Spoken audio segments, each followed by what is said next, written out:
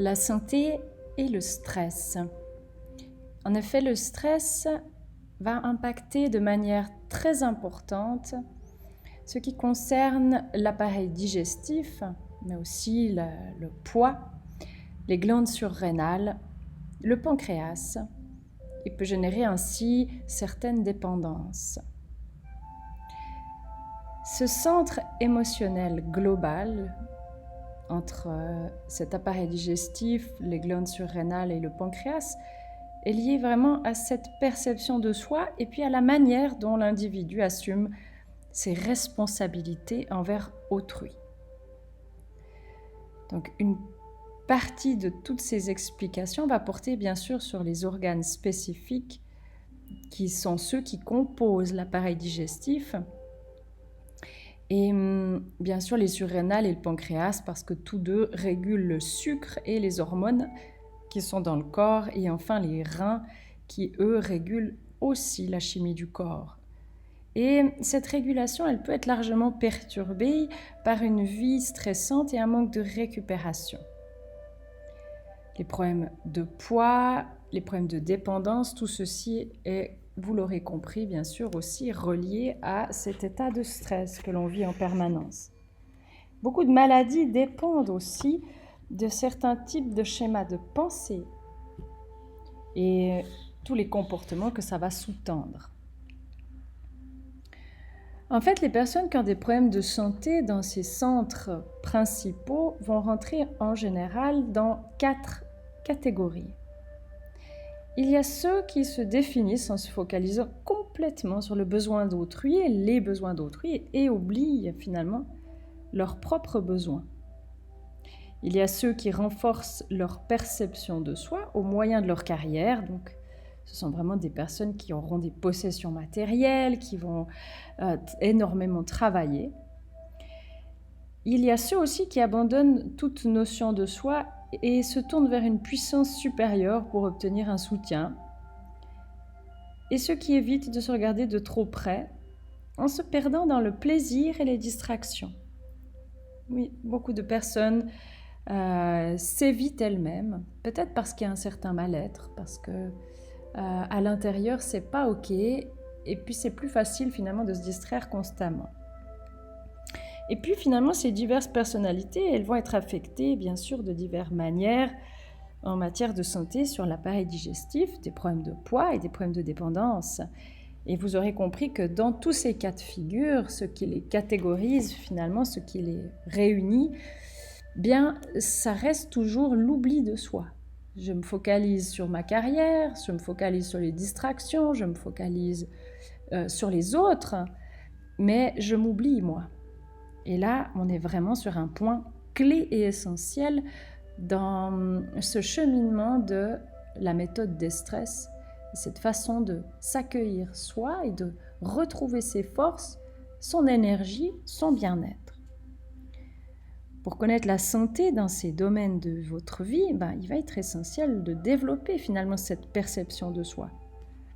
Si vous n'arrivez pas à cultiver votre estime de soi et que vous ne trouvez pas d'équilibre entre le temps que vous passez à vous préoccuper du bien d'autrui et le temps que vous passez à vous faire du bien, il se peut que vous souffriez bien sûr de nausées, de brûlures d'estomac, d'ulcères, de constipation, de selles molles ou de colites ou des problèmes rénaux. Vous pourrez aussi avoir des difficultés de poids, d'image corporelle ou de dépendance. Ces problèmes de santé sont simplement des messages que votre corps vous envoie pour vous informer que ce que vous faites ne fonctionne pas.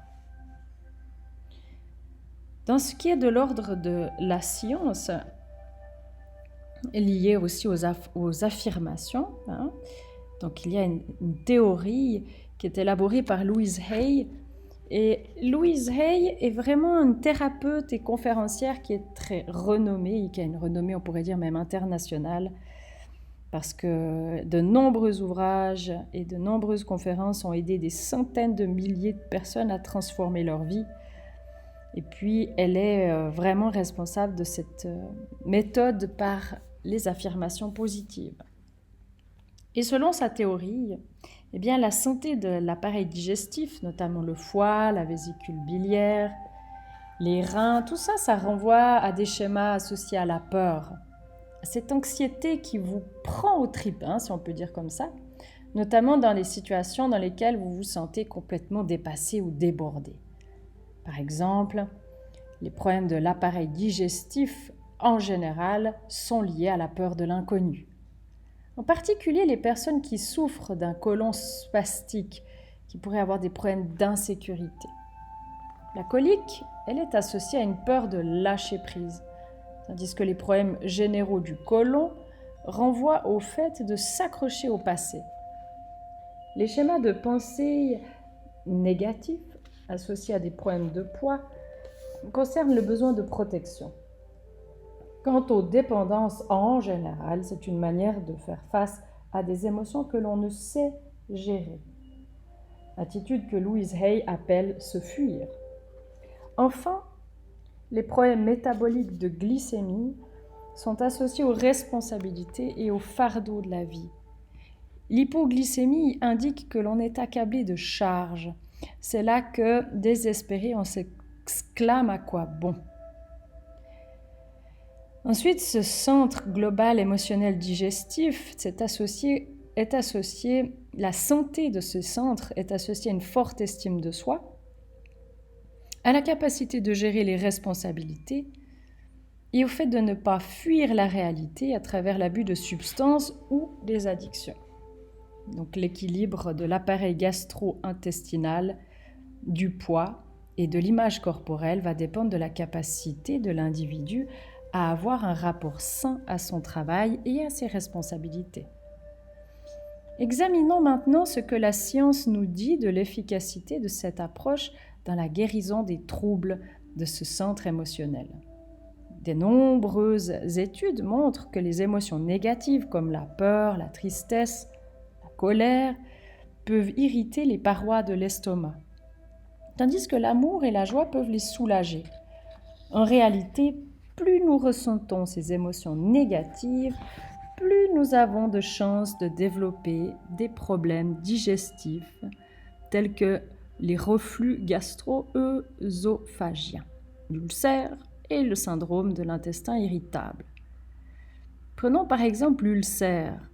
Les scientifiques l'attribuent à une croissance démesurée d'une bactérie naturellement présente dans l'estomac. Ce problème est plus fréquent chez les personnes particulièrement anxieuses. Ce peut être le résultat d'une réaction exagérée du système immunitaire de l'appareil digestif, ce qui va rendre finalement les parois de l'estomac et des intestins plus perméables aux bactéries. Le stress et l'anxiété ont plusieurs causes, mais ils sont particulièrement présents dans les environnements professionnels hautement concurrentiels. Des études ont montré que les personnes qui doivent gérer un stress important au quotidien développent davantage d'ulcères.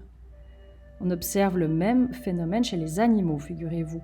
La recherche a montré que quand les rongeurs sont placés dans des situations où il leur faut constamment batailler pour s'accoupler et pour manger, eux aussi développent des problèmes digestifs et des ulcères. Le perfectionnisme a également un lien étroit avec les problèmes gastriques et intestinaux.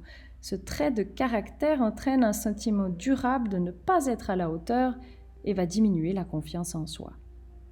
Des études ont montré que quand l'estime de soi est ébranlée, cela entraîne une chute du niveau de somatostatine dans le sang. C'est une hormone qui inhibe la production d'un certain nombre d'autres hormones. Et s'il y a un déséquilibre hormonal, l'estomac et les intestins ne fonctionnent plus correctement. Ça peut engendrer des ulcères et ce fameux syndrome de l'intestin irritable. La rectocolite hémorragique, maladie inflammatoire chronique des intestins, est également associée au besoin de perfection chez certaines personnes.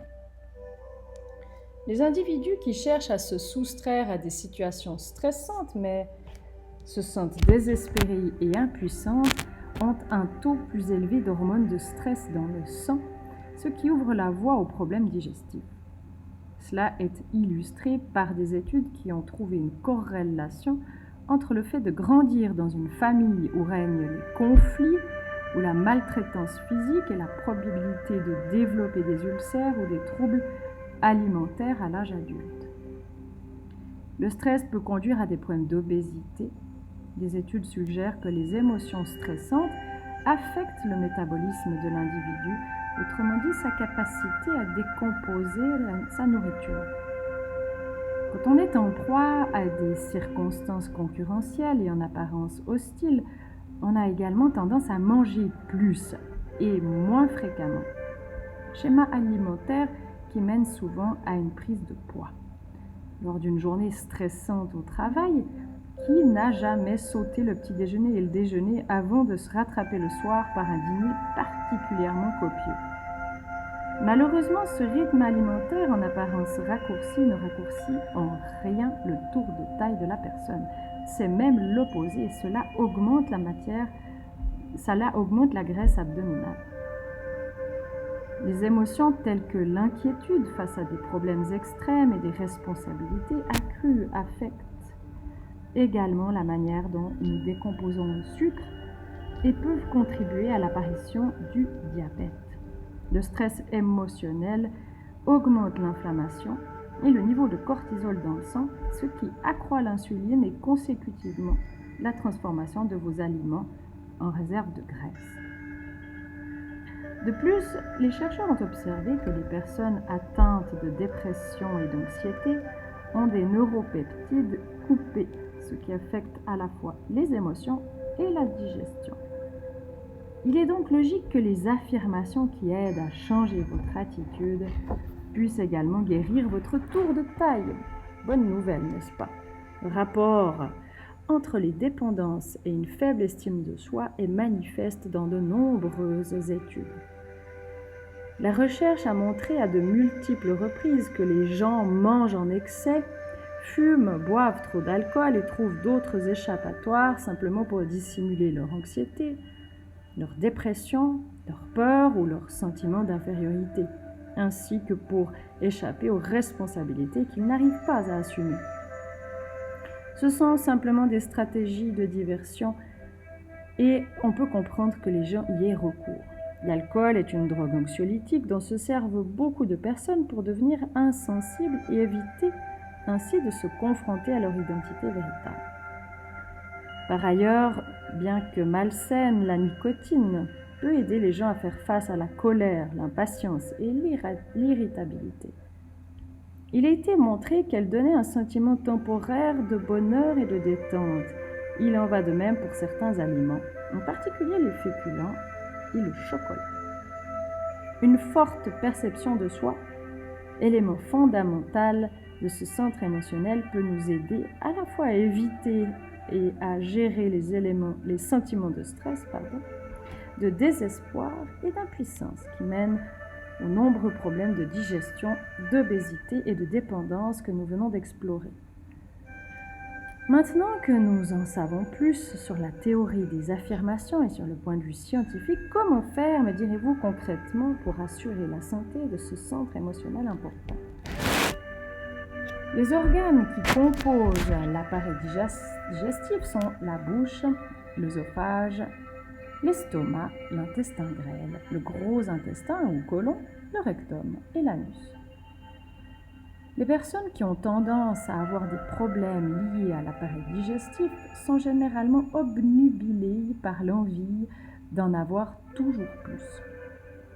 L'excès est stimulant et on se sent ainsi porté par l'adrénaline car elle nous donne le sentiment d'être plus fort qu'en réalité. C'est pour ça que ces personnes sont à la recherche de cette montée hormonale. Elles travaillent trop, font trop la fête et ne s'arrêtent jamais jusqu'au jour où elles manquent de peu d'y laisser leur vie.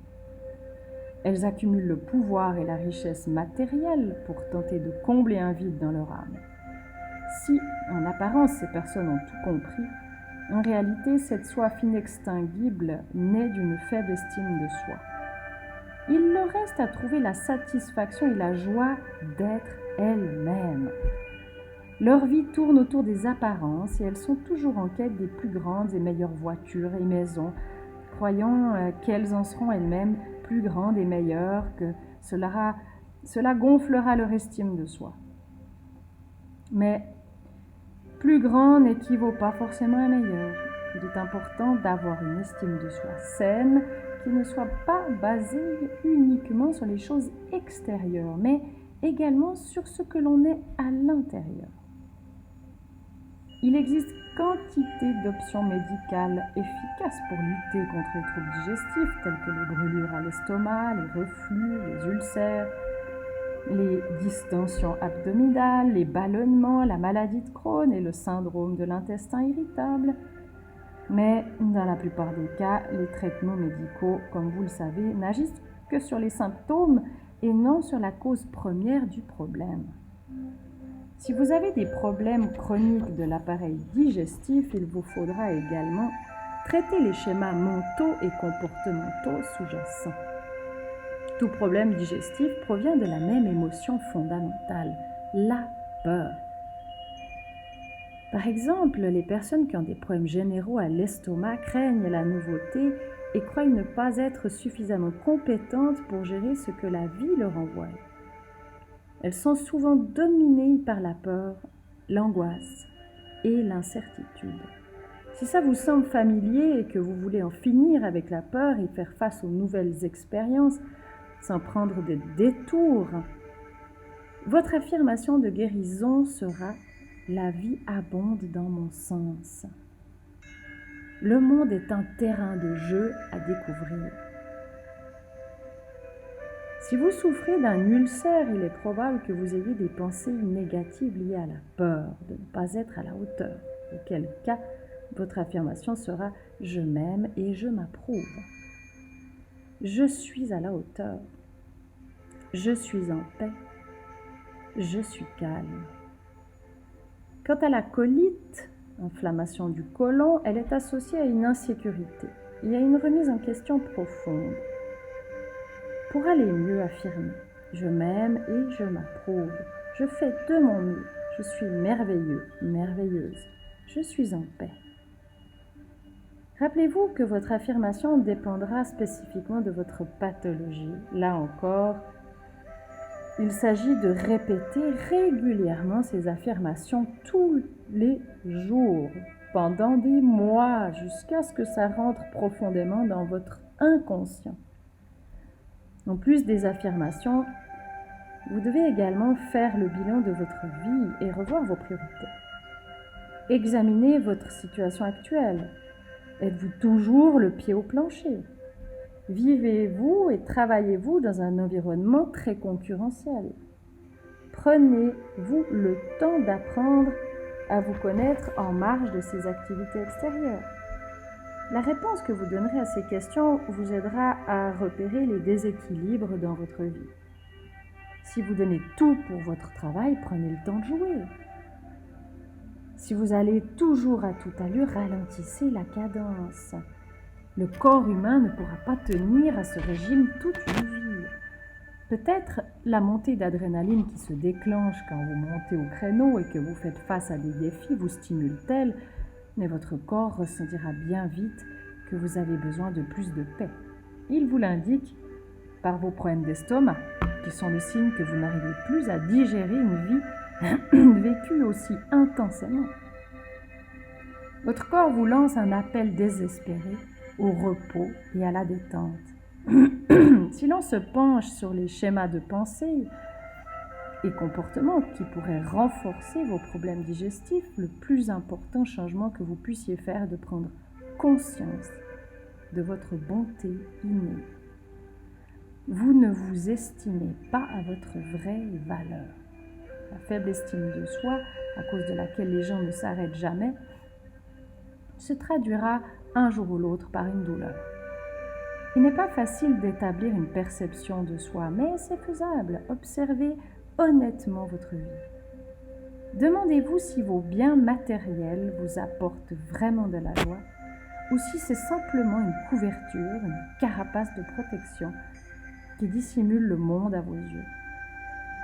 Vous devez maîtriser vos tendances consuméristes. Un jour par semaine, essayez de ne faire aucune dépense, de ne rien acheter. Rangez vos cartes de crédit ou vos cartes de débit. Mettez vos espèces dans un endroit difficile d'accès. Et si vous le pouvez, ne vous occupez pas de vos finances et ne prenez pas d'argent en main même si ce n'est pas le vôtre. À la fin de la journée, faites le point. Qu'avez-vous ressenti en vivant simplement? S'il vous est trop dur de vous tenir à l'écart de l'argent un jour par semaine, envisagez d'aller voir un thérapeute pour vous aider à trouver un moyen de vous débarrasser de cette obsession. Dans le même ordre d'idées, un jour par semaine, cessez de vous pomponner. Pas de maquillage pour les femmes, pas de coiffure stylée, pas de marque luxueuse, pas d'accessoires. Simplicité, un jour par semaine. Remarquez de quelle humeur vous êtes alors, toute la journée. Si votre morale est au plus bas, cela vous donnera une idée de l'importance que vous accordez aux apparences. Apparences qui cachent qui vous êtes vraiment.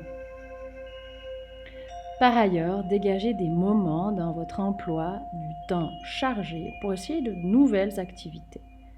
Faites en sorte de trouver quelque chose qui vous plaise et non pas parce que ça va vous rendre plus riche, plus intelligent ou plus attirant. Le but est de vous bâtir une identité véritable, de prendre conscience qu'elle a une valeur. Faites-le au moins une fois par semaine, voire un petit peu chaque jour. L'important est de passer du temps avec vous-même sans vous laisser distraire par le monde. Observez vos pensées, peut-être simplement connectez-vous à votre respiration, vous vous asseyez comme ça quelques minutes, peut-être même en contemplant l'extérieur. Apprenez véritablement à vous connaître et vous développerez ainsi une meilleure estime de soi et une meilleure santé. Car vous le méritez.